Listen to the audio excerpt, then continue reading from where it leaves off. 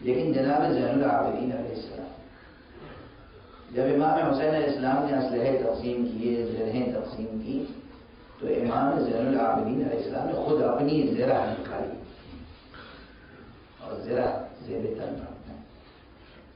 اسلحہ لیا اور اپنے مخصوص گھوڑے پر بیٹھے، اور گھوڑے پر بیٹھنے کے بعد میدان کربلا میں اس طرف سے اس طرف اور اس طرف سے اس طرف جو آپ نے گھوڑے کو مہمیز کیا ہے اور اپنی قوت کا اظہار کیا ہے، تو میدان کربلا لرز گیا، دشمنوں پہ ایک ہیبت طاری ہو گئی، ایک رعب طاری ہو گئی۔ چوتھے امام کی بات عرض کر رہا ہوں، اور اصحاب امام حسین کے پاس آئے مبارکباد دیتے ہوئے کہ آقا ہم تو عباس کو شجاع ترین شخص سمجھتے مگر آج آپ کے بیٹے علی بن الحسین کا جاہ و جلال دیکھ کر اندازہ ہوتا ہے، جس کے پاس ایسا بیٹا موجود ہو، اگر وہ فاتح نہیں ہوگا تو کون ہوگا؟ جیسے ہی اصحاب نے امام کو مبارکباد دی ہے، امام کی امام کے قضاء و قدر الہی سے واقف اور آشنا۔ امام نے فرمایا تمہاری آنکھیں جو دیکھ رہی ہیں وہ ہونے والا نہیں ہے، کل میرا یہ بیٹا بستر بیمار اور سید سجاد علیہ السلام صبح عاشورہ سے جو بیمار ہوئے ہیں، ایک غشی کی کیفیت طاری ہے۔ امام غش نہیں ہوتا ہے، غشی کی کیفیت ضرور طاری ہوتی ہے، بحال ہو جاتی ہے طبیعت، جسم کے تقاضے ہوتے ہیں، لیکن امام بے ہوش نہیں ہوتا، امام بے ہوش نہیں ہوتا۔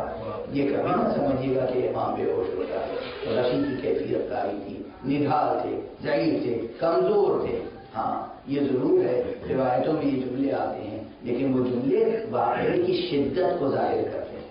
امام کی بے ہوشی کو ظاہر نہیں کرتے۔ کہ جب عصر عاشور حضرت امام حسین تشریف لائے ہیں اور سرحانے بیٹھ رہے ہیں سید سجاد کے، تو سید سجاد نے پوچھا پھوپھی اماں ارے یہ میں کسے دیکھ رہا ہوں؟